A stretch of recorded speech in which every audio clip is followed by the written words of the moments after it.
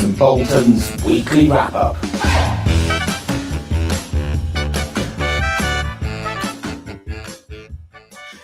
Hello, Ben. I pressed the wrong button. You pressed the wrong button again. That's because we were just chatting about jingles and which one to use. Yeah. Anyway, that was one of the lesser important things we discussed in the content of the show, wasn't it? Jingles. Yeah. Jingles, sound effects. There we go. Hello, everybody, and welcome to this week's edition of Burgess Bolton's weekly wrap-up, where we look at everything to do with technology, change, innovation. This week, we're going to reflect on a couple of events. It's been busy. We had TINtech on Tuesday and your claims event yesterday evening, which I thoroughly enjoyed. And we'll have some takeaways from that. And then we'll also look at some news, as always. So let's start. I saw this came through today, Ben, which was a non-news event. Exclusive, say City AM. Lloyd's of London quietly shelves Blueprint 2 to rethink strategy. What's next week? So they've got a new chief exec called Patrick Tiernan. Yeah, I think so. Exclusive. Exclusive. Yeah. Christmas this year will be in December. John Neal's not going to join AIG. Yeah. That'll be the week after. They're really up with it, aren't they? They're on it. They're ahead of everything. Yeah, 8:23 this morning. The shock news. But which one are they talking about? Which shelving are they talking about? Because there's been effectively about 4 shelvings. Yeah, that's it. So anyone that they quietly shelved it? They just said they were shelving it, didn't they? Yeah, they shelved it. Do you think this means, though? Let's just be charitable to them. Do you think they're saying something that's new that is actually it's finished completely? No, the main report says that the team have been disbanded, the Blueprint 2 team, but that happened at the end of last year. Sure, yeah. So we know it's all over. It's just and just, nobody talked about it on Tuesday. There wasn't even a mention. No, nobody now. People. The only time people say it to me is in a kind of don't talk to me about Blueprint 2 thing. Yeah. Don't talk to me about Blueprint 2. Take your Blueprint 2 and sling your hook. Yeah, that's how it is. There you go. So yeah, a bit of non-news there, but some real news this week is Zurich bids for Beazley. So last week, I think it was last week or the week before, the Beazley board rejected. Yeah, we talked about it the week before, didn't we? Where I said it would go through. Yes, that's correct. And then even though it had been rejected, and then this week, news came through that they'd agreed terms, which is pretty much there, I would have thought. Yes, I mean the only things that can happen. The things that can happen are another bidder could come in, right? A rival bid, higher bid.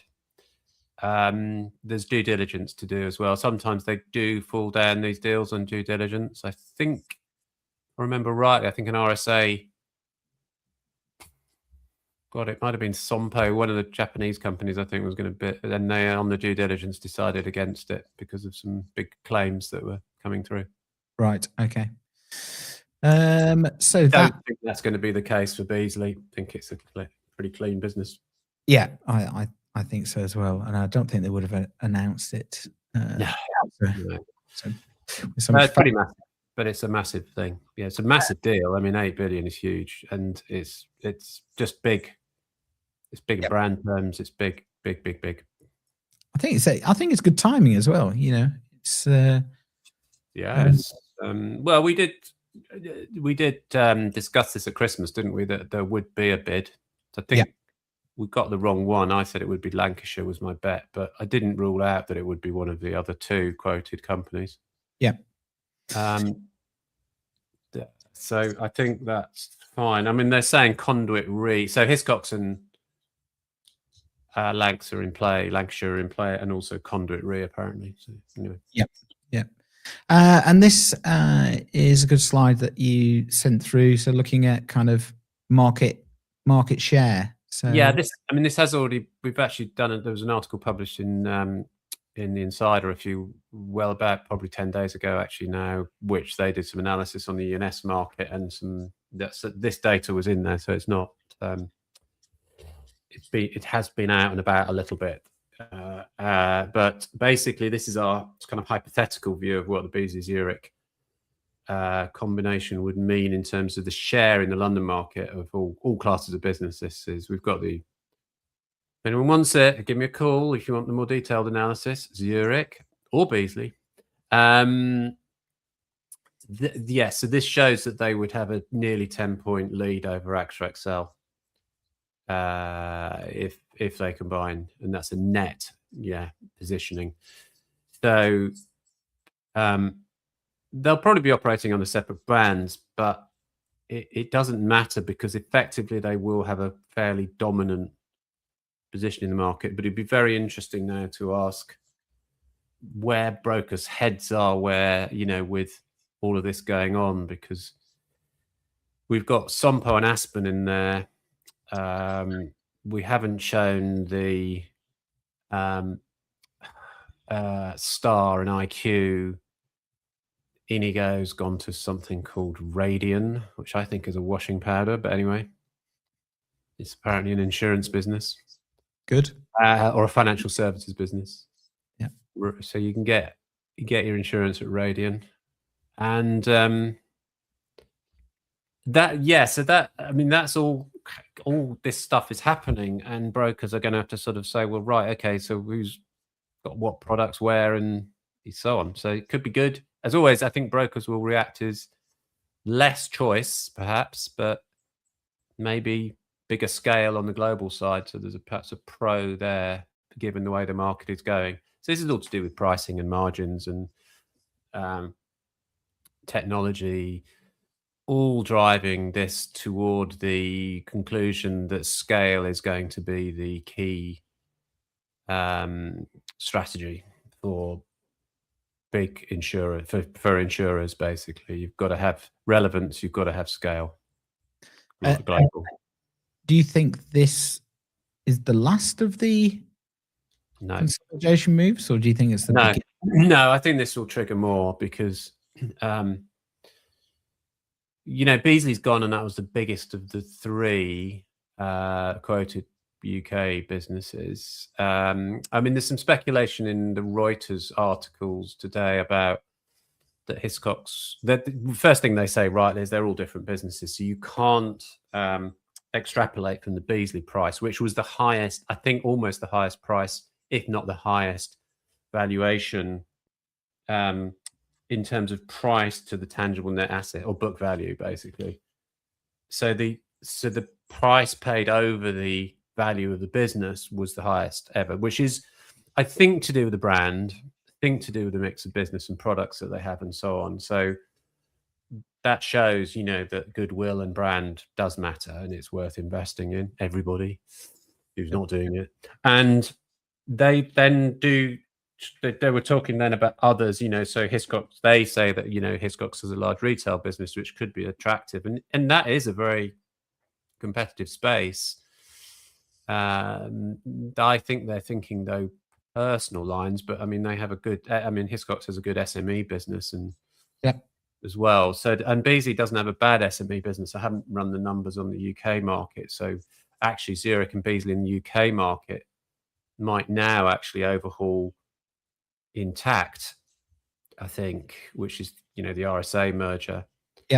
And now that was the big thing vaunted, that you go from 3 to 4, but now you've gone 5 players. But so what I can imagine, because there's this thing going on in the UK market where there's a kind of, you sell specialty stuff as well as the vanilla stuff, so cyber, I suppose, would be called specialty in that space. So, and there is perceived to be big opportunities. So I think I can say, it's been published, is that Chubb has now got a very big push in the UK mid-market. So, we talk about the big differences between London and UK, and like they're just worlds apart, and they're not really. They're just a continuum. you can see this in the mergers. I mean, there's, you've got. I mean, Zurich has a good, big sort of smaller business, personal lines type stuff, as well as now the specialty. So they're not, the executives are not going, oh, we're either one thing or the other. They'll say we'll do the lot. Yeah. So. So watch this space then is the. Well, I think so. I mean, I think there are big European players who can afford this and will look at this Zurich deal, whether they can feel that they're in a position to integrate a business like a Hiscox, for example.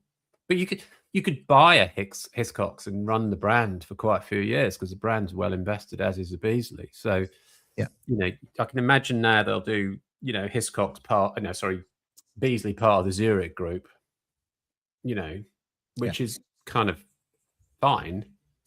And then at some point it may well just go to Zurich Specialty or something. Yeah. Which is, I mean, that's what I would probably do. Yeah. So you max out the brand and it glides then into the new brand. Yeah. Is how it tends to work. And not always, because things like the Chubb Ace one was very different, where they did something completely different. Intact is another one where they've gone for a new name. Now that's kind of hard because you've got to get brokers to sell that in when there are other household names. Yeah. And that's not easy. Yeah. I was quite surprised that they did that kind of rebrand after with RSA, that Intact. Yeah, I mean I mean they're going for it, and that's good, and they're trying to be a refreshing, different alternative to the big three, and that is definitely potentially very attractive and appealing. But they're going to have to build that brand over quite a long time so that it beds in. They're going to have to spend a lot of money on it. Yeah. Good. So we will watch the Beazley deal with Zurich, but we'll also watch the others as well. Let's pick up on some other things. So as I said, we've had a busy week of events. So we had TINtech London Market on Tuesday, and I just thought I'd give you a few insights from the day that I picked up. I've put together a blog post, and I've actually put the link in the description, so anyone on LinkedIn can just click the link and see the full thing.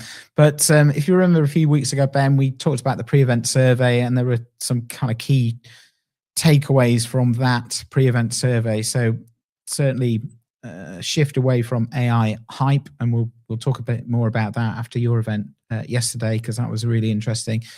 Legacy and data foundations are still a bottleneck, and operational efficiency is kind of a near-term goal, I suppose, for that. I think interestingly, those themes did come through, but there was, I think, and you said this last night, which was interesting. It was a technology conference, but nobody talked about technology. It was about change, it was about delivery, it was about execution, and how you overcome those real blockers. So I really enjoyed the conversations because they seemed to be grounded in kind of business language rather than techie language. And I thought some of the keynote presentations were, honest and insightful, and painted a picture that we all recognize in whatever jobs we do, that the world around us is changing, and we're trying to feel out how the new technologies and ways of working are going to be grasped. The opportunities are going to be grasped, and how we avoid potential pitfalls. So I thought it was good event. What did you take away from it, Ben? Yeah, I was only there for the half day, but I saw the keynotes and then did a couple of sessions in the morning. And I think, to be fair, I think most of the themes would have been covered. I know there were some interesting things in the afternoon which you told me about, but the keynotes I think were Well, certainly, I think Jamie has and has kind of said this before, is that the London is got to move, step up, which is a good message, really, on the technology front. And I think there was that sense generally. I'll come back to that. And I think the Christian from Marsh, his keynote was very interesting in the sense that it was really about as you say, about the human element and the people, and that and I think that it continued from there, which is there's no real point in using new technology if your data's no good, basically. So I kind of took that away, that just creates more of a mess. So there was a thing about almost all about the fundamentals, wasn't it, really, about getting it right before you start and not get carried away with the shiny new technology that is AI. Even if it is quite impressive. I took away, I think, I don't know if you got this too, that agentic was quite different from just AI, that there was quite a lot of potential in agentic in terms of helping and supporting and stuff on the customer side as well. So that did seem to be an area of interest, albeit I don't think there's yet much going on in that area. I don't know if there were many use cases yet, but that did seem to be something that the group of people were interested in. I've all week, I think, talking about different aspects of this. I think it feels a bit like we've kind of walked out the door, and there's a deluge of rain or whatever, and we're stuck in it, and we're kind of trying to work out how are we going to get to the place we're trying to get to, and it's all kind of happening, which I don't think I've been. I mean, maybe the internet, .com boom was a bit like that, although I remember that was also seen as a bubble. And, there's headlines this morning again about the bubble. But I think there is, as we've said before, kind of much more sense of this is being used at the human level. So it's happening. We're not waiting for something. It's actually sort of going on. The bigger questions were really about how do you corporatize it? How do you help it to make you more effective and efficient? There's not yet much as ever on the customer side of things. I think that was quite weak, as always, from technology conferences, I'm afraid. I don't think they've ever met a customer, most of them. Sorry if any of you are listening. But meet a customer now and again. Because I think there's always the throwaway lines, aren't there? Well, this will be great for customers.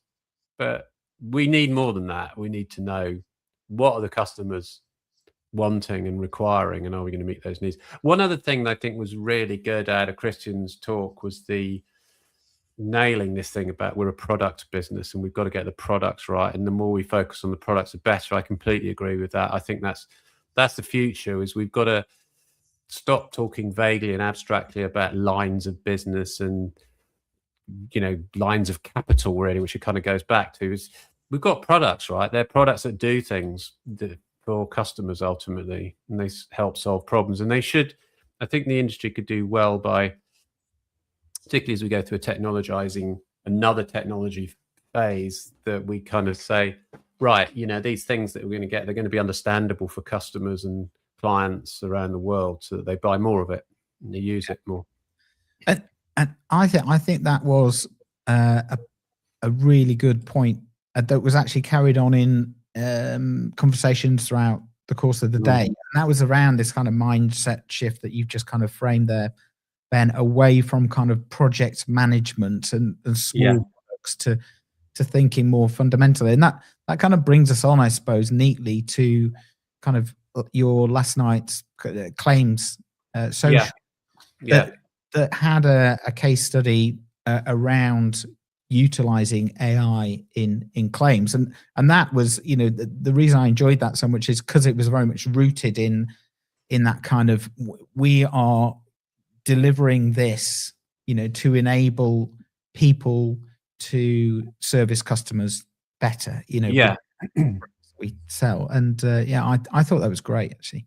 Yeah, and I think it was, so it was Convex talking about, this, and we'll put some more out on that paper on what they said. But I think you're right. At a high level, it was thoroughly thought through, wasn't it? And I think that is something you often don't get. So I think I felt we were moving away from the kind of cliches of AI discussions into much more grounded thinking around how will we deploy this and where will we use it, and this idea of a convergence really of humans and technology, and that is, and I mentioned it last night, it is that diagram I've shown and nobody's ever taken any notice of it. It just shows how far ahead of the curve I am typically, like on my own on a beach on Mars. I sometimes think, but it is that moving sweet spot now where we're in the phase of moving away from the operational. And so what people are really saying, I think, is actually, you know what, we may not need all of this tech and this computing and this administration, because it will actually become much easier. And I think there were some comments I picked up from the claims survey from your conference, where people were rightly saying, well, why do we need to outsource anything in future if the technology can do it? And that's quite striking, because of course there's been a massive move to outsourcing because there's not enough people, or they can't deploy enough people to do the job of claims administration in many of the big insurers. Yeah. But what if AI does suddenly start to reverse that? You get more control over your products back as an insurer, because so you could reverse the outsourcing shift and own your product much more. I mean, the thing about obviously outsourcing claims for any product really is it's hard to retain your brand and all your your proposition around it, because you kind of, someone else is managing it. And so I think that's again very interesting, is that the possibilities are huge, really. Yeah. There was an interesting comment that somebody said to me ahead of breakfast briefing, which when I was asking, around this kind of change in mindset about how we deploy this technology, and to your point there, people are looking at the total cost of the operating model. So an outsourcing solution to a problem, that comes at a cost. And it might be cheaper. However, you're not actually investing in your own capabilities by just choosing that option. So he was almost saying that is the price you pay for not investing in your organization, whether that be technology, training of people. So it's that flipping the kind of argument, rather than going, what's the cheapest way of doing it and just getting it over with, going, how are we going to operate this business in the next 5 and 10 years, and what do we need agree. to do? Yeah, I mean, I think you want to own. I mean, I talked to somebody this week, and actually at your conferences, claims, but they said that they'd brought back a big chunk of business in-house on claims that they'd outsourced, and it was running massively better according to them. It was delivering much better outcomes for their customers and brokers and things. And so I think if you can own and control it, it's much better for your brand and the value of your business than outsourcing. And you're right, I think the total cost of outsourcing is not usually, it's hard to estimate over the lifetime of that outsource arrangement, but it's quite easy to cost it at the beginning. And the other thing I think the outsourcing, I don't want to stray too much into outsourcing, but the other thing that outsourcing should do is it should be doing what AI is doing, is freeing up staff to be innovative and so on. Now, we haven't seen that despite a lot of outsourcing. What we've seen is just a lot of outsourcing. And then, concerns from the regulator about whether they're any good or all that sort of stuff. So Yeah. I don't really think that outsourcing has delivered much more than a small cost saving and reduced an admin burden. It hasn't added, it certainly hasn't added any value that I can necessarily see. It may have kept this, kept things together on hold, but not. It's not moved us forward. Put it that way. Yeah. And so maybe I guess the point is you could see that happening, not because TPAs do it, but because it gets brought back in. You should get Andy Pedler on to talk about that. Yeah, definitely. Yes, it's interesting how kind of people are reassessing kind of their operating model. It was quite interesting. I think you might have been in the session where we were talking about this kind of pendulum swinging, from as the soft market starts to kick in. When it's a hard market, we haven't got time to do it. We just need to sell. And when it becomes a soft market, we haven't got the resources or the money. And they said there was a slither of time where you needed to kind of really understand what you wanted to prioritize in terms of either investing in technology or change or whatever it was, and just be kind of focused, almost laser focused on that. Yeah. I mean, if you go back to the Zurich Beasley deal, I think that is probably a sign that things are changing a little bit. And they've moved quite quickly on a deal that they've tried a few times over the last year or so. Okay, not all of that was public, but they've gone for something that's slightly cheaper, but they haven't kind of waited till it's all rock bottom. Yeah. They've kind of gone for it on a strategic basis, not just a price basis. And I think that's interesting because that shows there's very definite strategies that are beyond just, can we buy a book of, a large business with big chunks of, insurance business, So I think that is changing, but historically, yeah, absolutely. They've never fixed the roof when the sun was shining. Yeah. Good. So busy week this week. Enjoyed it a lot, although I'm looking forward to the weekend. Ben, should we talk about population? Yes. India overtakes China as the world's most populous country. Yeah, I just thought this was, a nice little interesting end to the week to have a look at some stats about population, which I know. I mean, I've kind of been seeing a few articles about, the population, and then there was this stuff with Trump about Greenland and that the maps don't show Greenland in the right proportion. So this is kind of what led me to this. There's a bit of debate, by the way, on this one about where places are put, like Egypt is in Europe, Middle East, where actually someone's saying, isn't it in Africa, etc., etc. But don't worry about the marginal differences. The big number is India has overtaken China with 1.429 billion people. I don't always think of it as that. I mean, I think of it as big, obviously, but not that big. I've tended to, if someone said 50-50 guess, was China bigger than India in population, I'd have said China. Yeah, probably definitely. And if someone had asked me what the population of Australia is, I'd probably said about 80 million or 100 million, when actually it's only 26 million in Wow. So which, and quite a big place. And then Nigeria, 224 million, it's nearly up with America. Yeah. It's Nigeria. It's very interesting, isn't it, when you look at these? Yeah, like Poland, you don't think about Poland as being a 41 million, and we've got 67.7 million. Yes, we're sort of big for a small place.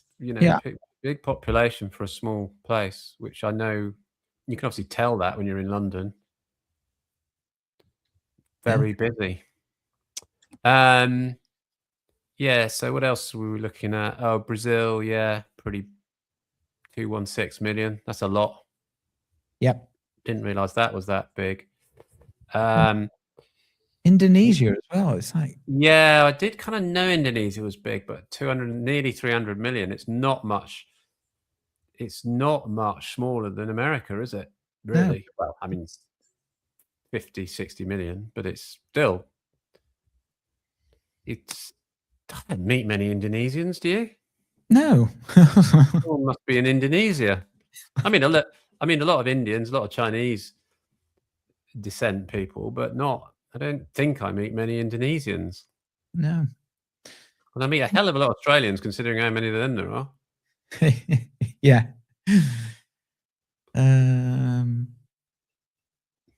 Cool. That's a good. It's a good infographic, isn't it? That It is a good infographic. I think it's a company called Information is Beautiful. They're very, very good at this sort of stuff. They produce beautiful books, which, if you like data and visualization of data, which part of the reason for showing this, of course, is that's what's coming to our market. A lot of data visualization people coming to look at how do we interact as humans with all these systems, all these new types of screen with brilliant data on them. How are we going to, be in the right place at the right time with the right data? How do they count the people? Do they? Well, that's a really good question that I can't answer. I think they probably have censuses or censi in most of these countries, because they register births and deaths, don't they? Of course, so they go to most of them will register that, although it'll be a bit patchy in some places. But I think most of the world now is quite good at that sort of data. Yeah. Okay. So if you register a birth and you register a death, you know how many people you've got who are alive in your country. Yeah. And what sex they are and all that sort of stuff. Yeah. So that Indian database is pretty big. Yep. Good. Okay.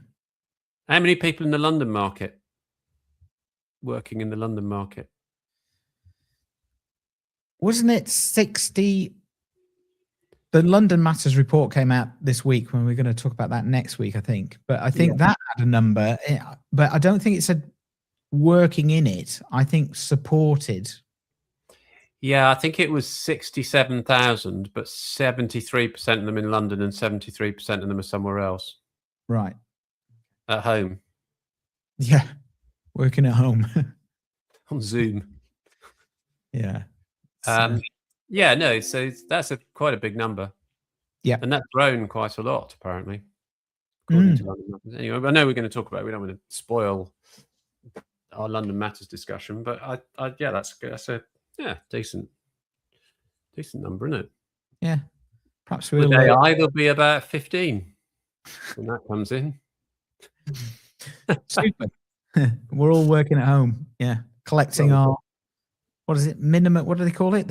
If all the robots do the jobs, and then the government just pay us a minimum wage. Yeah. At home. Yeah. That's it. Well, that could happen. Could. It's a long way off, though, isn't it? I think so. Yeah. From TINtech, it would seem to be. Yeah. Yeah. Definitely. Good. Okay. What are you doing this weekend, Ben? Anything good? I'm not doing anything good. I'm doing not very much at all, actually. Yeah, I'm going to have a bit of a rest, I think. Well, I got the notification yesterday that the hosepipe ban has been lifted. Oh, has it? I haven't had that notification. Yeah. It was exciting news in the office. Probably because I found the water leak in my house last week. Yeah, now you've plugged the leak. Yeah. We can now use hoses. So that's good. 200 I was using 28,000 litres of water a month. Oh, God. That's 228 showers. I worked. ChatGPT told me. Brilliant. Yeah, so I'm gonna power wash the flags because they are very slippy and dangerous. Yeah. Okay. Yeah. Oh, yeah. Power washing could happen. I've got a fence to do. Nice. Good. Excellent. Well, whatever you're doing this weekend, enjoy yourselves, and we will be back next week. To talk about London Matters, I think. Yeah, and whatever else. More mergers, maybe. Maybe. Mandelson, we could have on the thing. Oh, get him on the show. Starmer. Yeah, Epstein. Everything next week could be up for grabs. Yeah, good. I'll look forward to speaking to you about all that stuff. Right. See you next week. Thanks a lot. Bye. Bye.